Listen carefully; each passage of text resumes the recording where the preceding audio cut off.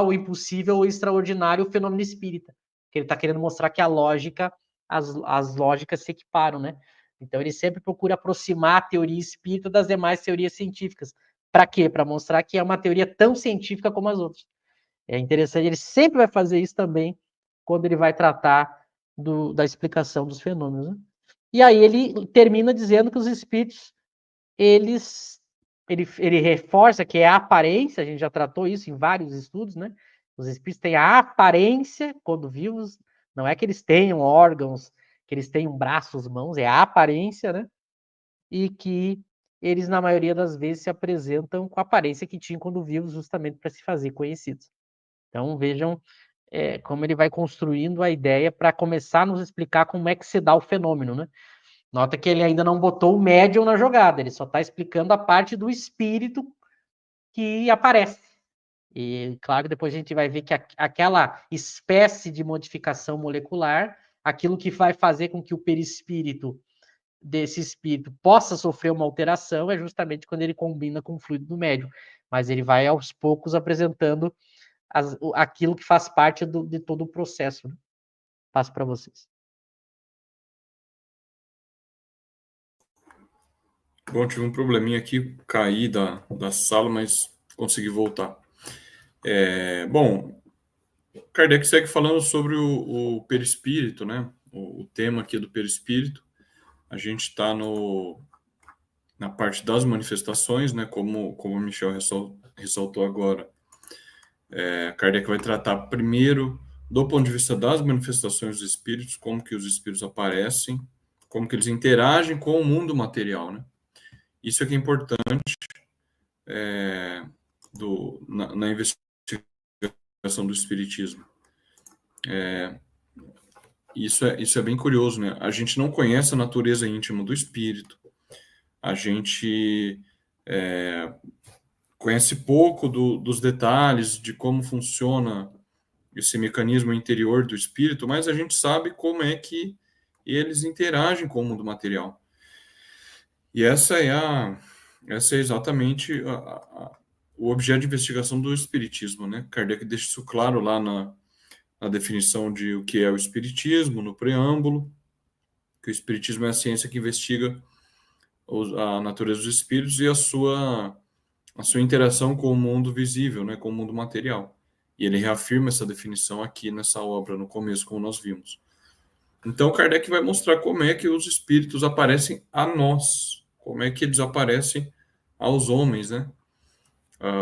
Então, o perispírito ele tem essa capacidade de se tornar visível e até tangível. Como isso funciona de fato, o mecanismo, nós não sabemos, né? O que nós sabemos é que isso ocorre pelos relatos dos fenômenos espíritas. Nós temos diversos relatos lá no século XIX de pessoas relatando que viram espíritos, que os espíritos apareceram a mais de uma pessoa, né? Essas aparições elas ocorriam para grupos de pessoas.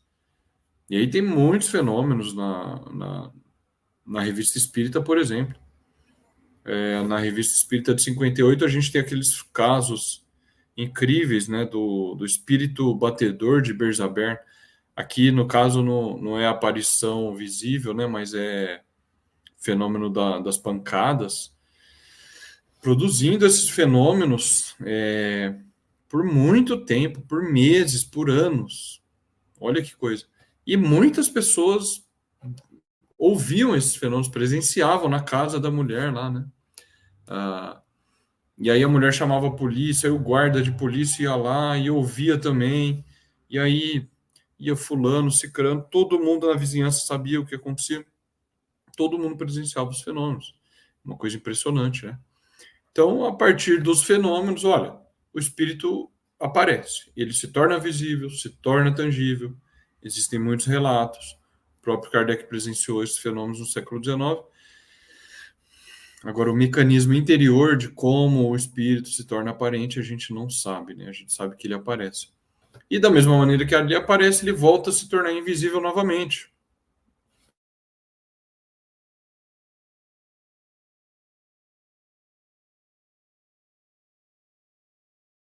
Eu acho que tá oscilando a internet do José, né? Acho que ele caiu. O José tá oscilando. Isso. Mas acho que pode Enfim, comentar ele. Quando ele voltar, ele complementa. eu só queria reforçar o que você falou sobre analogia, né?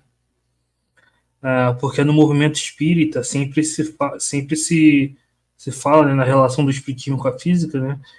E a gente vê aqui que é bem diferente, né? Quando o Kardec ele faz uma analogia, ele deixa claro, né, que está fazendo uma analogia e não uma identidade, né? Ou seja, ele está fazendo uma comparação para mostrar que é possível, né? Porque ele está se contrapondo ao materialismo.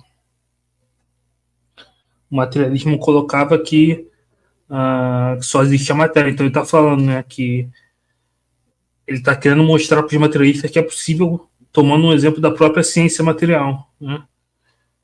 Então é nesse sentido, né? Então, mas ele deixa claro que é uma analogia, né? Toda vez que ele faz isso, ou que ele pega alguma palavra, enfim, ele sempre deixa claro que é uma aproximação, porque a gente não conhece a natureza íntima, então não daria para dizer, né, se é realmente parecido com vapor, se é realmente parecido, né? Na verdade, seria diferente, né, de toda essa matéria que a gente conhece. Enfim, mas então, aí ele fala, né, que das aparições, né, e da questão da aparência, ou seja, uma aparência e não porque realmente o perispírito tem órgãos, né. Isso mesmo ele usa a palavra aparição, né, de aparência.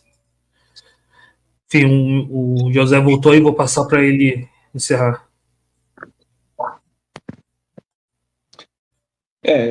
Deu um problema aqui de novo, eu entrei pelo celular, agora vamos ver se não vai ter mais problema. Mas eu estava comentando que os fenômenos ocorrem e Kardec tenta dar uma explicação para eles, né? No caso da aparição, como o espírito ele aparece e depois desaparece, o Kardec vai concluir, e assim que funciona a ciência, né? O investigador ele observa o fenômeno e tenta ir deduzindo as consequências, tenta achando explicações racionais para aquilo, né? É assim que funciona. Então é por isso que ele vai poder concluir que esse fluido que compõe o perispírito, ele se torna visível ou não, ele se torna tangível, depois não é mais tangível, então ele pode passar os objetos, ele pode passar as paredes, ele pode... É um tipo de fluido que atravessaria os corpos sólidos, né? Por isso que ele pode concluir esse tipo de coisa. Bom, acho que é isso que eu queria comentar. Acho que é isso. Se eu tiver mais alguma coisa, eu volto a falar. Isso aí, eu acho que o José lembrou bem a questão da onde veio tudo isso, né? Vem justamente dos fenômenos, né? Da onde Kardec tira todo essa, todas essas conclusões, né? Observando os fenômenos. É muito interessante, porque Kardec vai fazer isso para todo o espiritismo. Ele tem mais ou menos uma fórmula que a gente vai estudando, daqui a pouco a gente percebe que ele aplica para tudo. Ele faz assim: ele relata ou dá o histórico, conta, né, o que está acontecendo, já conceituando, explicando do que ele está falando. Depois ele mostra como é racionalmente possível aquilo que ele está de que ele está tratando, e por fim ele mostra que existem fenômenos, vieram dos fenômenos, de fatos, tudo aquilo que ele estava falando. Então nota que eu tenho justamente todo o processo completo, né? Eu tenho relatos, eu tenho as conceituações, eu tenho a explicação racional e eu tenho os fenômenos. Ele chega a dizer, né? Por exemplo, tem alguns momentos no livro dos Médiuns, lá naquele capítulo primeiro, a espíritos, ele faz assim: ele abdica do fenômeno. Ele diz assim: vamos, por um instante, abdicar do fenômeno e só ver do ponto de vista racional se isso é possível. Aí ele constrói toda uma teoria, ele vai mostrando a racionalidade e a possibilidade lógica racional daquilo. Aí ele diz: bom, se eu já mostrei que é possível racionalmente,